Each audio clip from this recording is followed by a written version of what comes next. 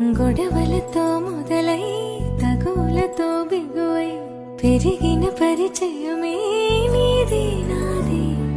తలపులు వేరైనా కలవని తీరైనా బలపడిపోతుందే ఉండే కొద్దీ.